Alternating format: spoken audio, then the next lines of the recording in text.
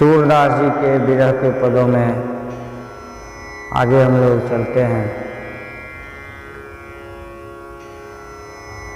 उद्धव को संबोधित यह पद है। गोपियाँ कहती है, हे उद्धव, अब हम लोगों ने समझा। उद्धव, अब यह समुझ भई नंद नंदन के अंग अंग प्रति उपमा न्याय दई। उद्धव से कहते हैं, हे उद्धव, हम लोगों को अब समझ हुई है, इससे पहले समझ नहीं थी, अब लेकिन समझ हो रही है धीरे धीरे।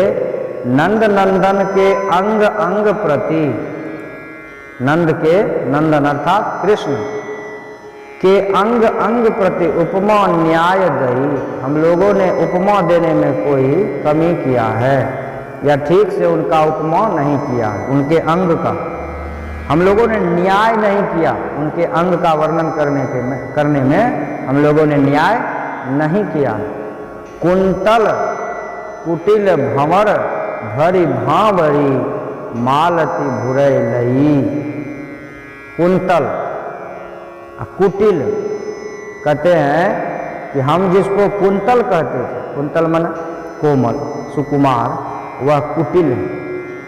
बाहर से देखने में खूब सुंदर है लेकिन अंदर से कुटिल है। तब ना हम लोगों का एक बार ख्याल भी नहीं रखा, एक बार हम लोगों का तो कुशल क्षेम भी नहीं पूछा। भरी भांवरी मालती भुरई लई। भरी भांवरी, भाव से हम लोग भरे हैं लेकिन उसको हमारे भाव से कोई लेना देना नहीं। लगता है जैसे हम लोग का कोई मतलब ही नहीं, हम मरे जा रहे हैं, उसको कोई फिक्र नहीं।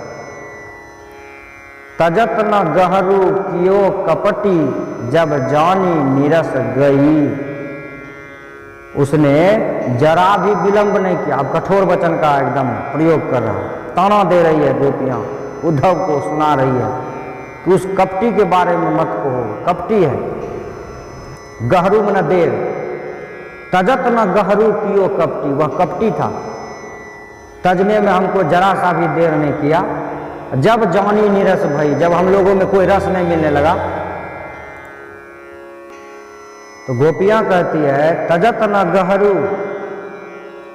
कियो कपटी जब जानी निरस भई। जब जान लिया कि हो अब ये सब तो पुराना हो गया, अब इसमें रस नहीं है, कृष्ण ने हम लोगों का त्याग कर दिया, हम समझ गए कपटी को, बहुत छलिया है। आनन इंदु बरन सन्मुख तजी कर खै ते न नई। कहते हो सकता है हम लोग का तो मुंह कारखान गया है, पुराना हो गए, मुंह कारिक हो गया होगा। अब इंदु समान अर्थात चंद्रमा के समान कोई सुंदर मिली होगी, उसी के रूप में भुला गया होगा। करखावा सबको कौन पहचाने, हम लोग तो पुराना हो गए। निर्मोही नहीं नेह कुमुदनी अंत ही हेम हई।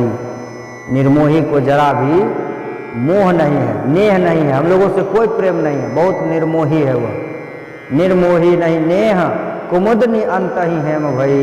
जिस प्रकार कुमुदनी का फूल अंत में हेम हो जाता है, हेम मतलब वो सूख कर मुरझा जाता है बर्फ के प्रभाव से, या वैसे भी अपने आप उसी प्रकार उस निर्मोही को कोई मोह, हम लोगों से कोई नेह प्रेम नहीं है। समझ गए हम बहुत कपटी है, बहुत चालू है।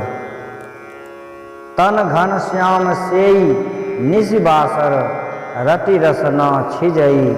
तन घन श्याम, उस घन श्याम का सेई निशिबासर, दिन रात हम लोगों ने उनके नाम का जपन किया। रटती रसना छिजई।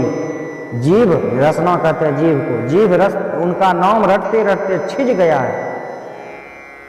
लेकिन उस घनश्याम निशिबासर, दिन रात हम लोग उनके नाम को जपते रहे, इस जीव से यह जीव भी छिज गया है। सूर विवेकहीन चातक मुख बूंदो तो न सही। सूरदास जी कहते हैं, सूरदास जी की कविता है, पद है, इसलिए उनका नाम है। कहते हैं विवेकहीन चातक, वह चातक पक्षी विवेकहीन है जो मुख बूंदों तो न सही, मुख बा करके, मुख खोल करके खड़ा रहता है कि मेरे मुंह में स्वाति नक्षत्र का एक बूंद आएगा तो हमारा कल्याण हो जाएगा। लेकिन वह आता नहीं है, वह ऐसे ही मुँह बाए रह जाता है। समझ में आ गया?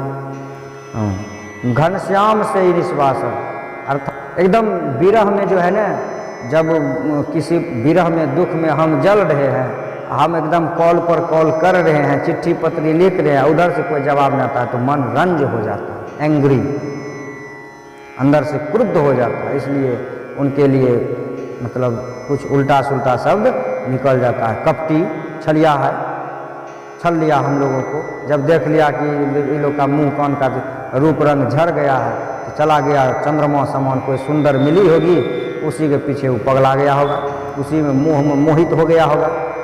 मतलब एकदम भीतर से जले हुए शब्दों का प्रयोग करने लगी। तो इसमें गोपियों का कोई गलती नहीं है, यह विरह की दशा है। विरह में व्यक्ति तो स्वयं को भूल जाता है, इसलिए कृष्ण के लिए ऐसी जली कटी बात निकलती। लेकिन कह करके फिर गोपियां मन ही मन संकुचित होती है, आह मैंने अपने कृष्ण को ये क्या कह दिया। यही प्रेम की पराकाष्ठा। मतलब मरते दम तक भी जिन्हें हम प्रेम करते हैं उनका अहित न सोचना, यही सच्चे प्रेम की पराकाष्ठा। हर हर महादेव, जय श्री कृष्ण।